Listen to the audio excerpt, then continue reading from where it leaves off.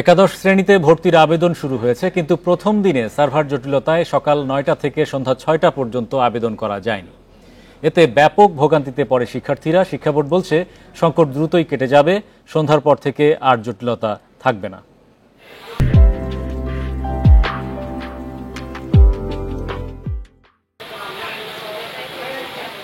রোববার সকাল ৮টা থেকে একাদশ শ্রেণীর ভর্তি আবেদন শুরু হয়েছে, চলবে ১১ জুন পর্যন্ত।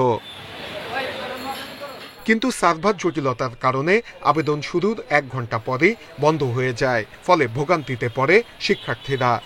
সার্ভার জটিলতার কারণে আমরা একটু ভোগান্তিতে আছি। সার্ভার যদি একটু স্মুথ হতো তাহলে আমাদের জন্য একটু ভালোই হতো। সকালে একবার ট্রাই করেছিলাম, ওটা হচ্ছে কি সার্ভার প্রবলেমের জন্য ঢুকতে পারিনি। এটা নিয়ে খুব ভোগান্তিতে আছে আমাদের অভিভাবক এবং বাচ্চারা।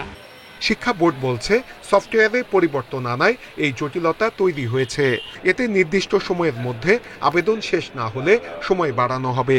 11 জুনের মধ্যে যদি আবেদনের প্রক্রিয়া শেষ হয়ে যায়, সবাই আবেদন করতে পারে, তাহলে আমাদের এটা বাড়ানোর প্রয়োজন হবে না।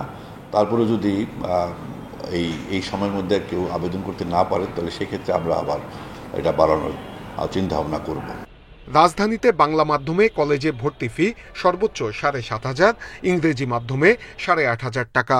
অন্য মেট্রোপলিটন শহরে বাংলা মাধ্যমে সর্বোচ্চ ৫,০০০, জেলায় ৩ ও উপজেলায় ২,৫০০ টাকা ভর্তি ফি নির্ধারণ হয়েছে। শিক্ষা প্রতিষ্ঠান প্রধানদের প্রতি আহ্বান থাকবে যে আমরা ভর্তি নীতিমালার মধ্যে যে ফিটা নির্ধারণ করে দিয়েছি, সেই ফি যেন গ্রহণ করে শিক্ষার্থীকে ভর্তির সুযোগ দেয়। কলেজে ক্লাস শুরু হবে আগামী ৩০ জুলাই।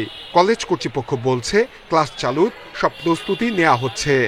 আমাদের রুমগুলো একটু ছোট আছে, যেহেতু আমাদের একটা সেকশনে বেশি মেয়ে বড়, ওই ব্যাপারে একটু চিন্তা ভাবনা করছি যে কি করা যায়, দেখি। বা সার্বিক প্রস্তুতি, শিক্ষকরা প্রস্তুত আছেন। এবার এসএসসি পাশ করা শিক্ষার্থীদের চেয়ে কলেজে ৮ লাখ আসন বেশি রয়েছে। তারপরও নামকরা কলেজে ভর্তিতে প্রতিযোগিতা বেশি। নূরে আলম, ইন্ডিপেন্ডেন্ট নিউজ, ঢাকা।